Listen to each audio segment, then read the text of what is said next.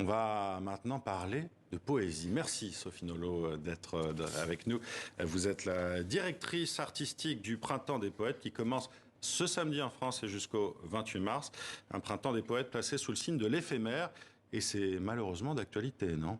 Oui, oui, oui, mais heureusement aussi, parce que c'est bien de se rappeler que l'éphémère n'est pas qu'un mot qui dirait la brièveté des jours. Oui, il est là tout d'un coup à regarder vos images, à écouter. Vous citiez Odessa, je pensais à Anna Akhmatova, la grande poète russe. Il y avait ce moment, c'est Irénée Louka qui dit ça. Elle est dans une queue devant la prison pour voir son fils à Leningrad. Et quelqu'un la reconnaît et lui dit « Toi qui es poète, est-ce que tu peux dire ça ?» Et elle répond « Oui, je le peux ». Et la poésie, c'est cela, c'est aussi un contre-champ au chaos et au désastre. Mais justement, poésie et guerre, effectivement, vont souvent ensemble. Je pense forcément à Desnos et Éluard Aragon. La poésie, ça peut être aussi une résistance à la violence et à l'oppression. Bien sûr, je crois vraiment à ce... Enfin, je crois. Oui, j'y crois, mais je ne suis pas la seule et l'histoire l'a prouvé.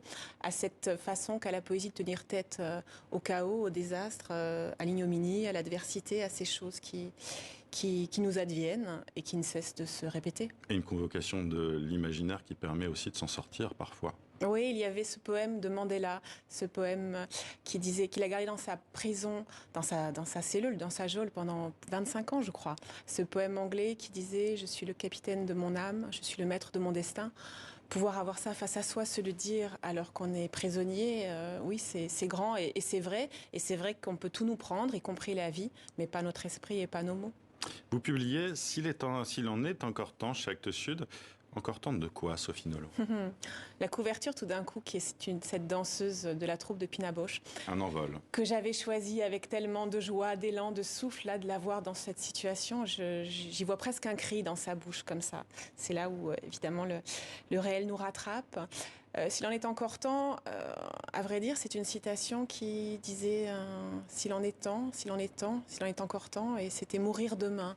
Donc oui, la poésie n'est pas cette chose éthérée et frivole qui ne saurait pas se confronter à la réalité des jours et à la dureté de ce que des êtres éprouvent quotidiennement.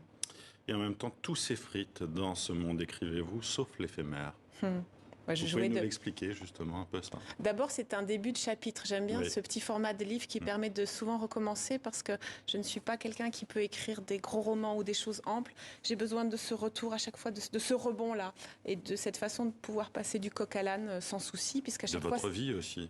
Aussi, et dans la temporalité, bien sûr, parce qu'il y a des choses qui sont très personnelles, enfin très vraies, comme l'est la poésie de toute façon. Et ça, c'est un tout début de chapitre qui dit « Tout s'effrite en ce monde, excepté l'éphémère ».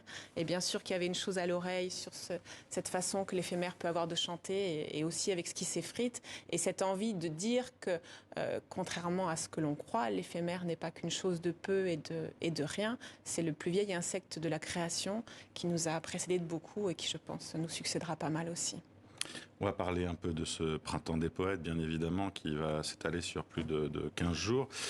Quel est le programme? Pina Bausch, vous en avez parlé, elle est à l'honneur. Oui, sur cette affiche. L'idée était chaque fois d'être en mesure d'associer une image, un emblème, parce que le Printemps des Poètes est partout en France, mais dans le monde aussi. C'est ce qui est assez magnifique, c'est que tout le monde s'en empare. Il y a ce que nous faisons, ce que nous impulsons, et ce que chacun recrée à toute échelle, que ce soit dans les écoles, dans les prisons, enfin, c'est vraiment une caisse de résonance gigantesque. Et donc, après Ernest Pignon-Ernest, après Pierre Soulages, après Enki Bilal, après Sarah Moon, la question était qui signera l'affiche de l'éphémère? Et j'ai regretté évidemment que Pina Bausch ne soit plus là parce que j'avais le sentiment peut-être de trahir quelque chose. Et en fait, pas du tout. D'abord, le tensificateur de Wuppertal était d'emblée très confiant. Et ce qui est magnifique, c'est que cette image-là de son dernier spectacle, quelques semaines seulement avant sa mort en juin 2009, est en fait signée par un photographe qui l'a escorté pendant plus de 20 ans, 20 ou 30 ans, et qui est français et qui s'appelle Laurent Philippe, et qui se trouve être le fils de l'un de nos plus grands poètes français, Ludovic Janvier. Et tout d'un coup, ce clin d'œil-là, je me suis dit, Sophie, tu n'as plus à douter. Si Ludo peut te faire un clin d'œil pareil depuis l'au-delà, c'est que Pina Bausch peut être des nôtres. Porter ses racines, clairement. Dans ce Printemps des Poètes, vous l'avez dit, c'est une caisse de résonance dans le monde entier. La poésie, vous l'avez dit aussi, n'est pas une chose éthérée, c'est quelque chose de vivant. Ce sont des échanges aussi. C'est ça que permet ce festival. Oui, il y a beaucoup de rencontres. Alors, il y a toute forme de choses. choses. Il y a des spectacles, puisque désormais nous avons la chance de pouvoir regagner les théâtres, mais il y a aussi des choses dans les rues, dans des lieux aussi divers que les écoles que j'ai citées, mais aussi des centres de convalescence, de soins, de vie, les hôpitaux. Enfin, c'est ce qu'il y a de plus touchant et de plus fulgurant dans ce compagnonnage du Printemps des poètes, c'est que, et quand on regarde sur Internet ce qui se passe, il y a des appels à poèmes au Caire, à Ljubljana, à Djibouti, on voyait l'Inde, il se passe aussi des choses en Inde. Enfin, il y a vraiment, oui, il est réellement là tout du long, mais tout d'un coup, au mois de mars, avec le Printemps des poètes, on peut le voir, on peut le proclamer, on peut le célébrer. Quelques vers avant de se quitter.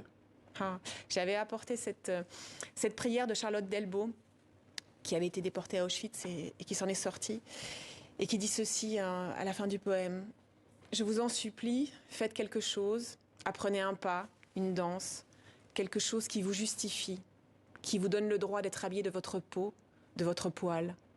Apprenez à marcher et à rire, parce que ce serait trop bête, à la fin, que tant soit mort et que vous viviez sans rien faire de votre vie. » Merci Sophie Nolot d'avoir été avec nous. S'il en est encore temps, c'est chez Actes Sud et le Printemps des poètes, ça commence donc ce samedi et jusqu'au 28 mars. Merci d'avoir été avec nous. Merci à vous.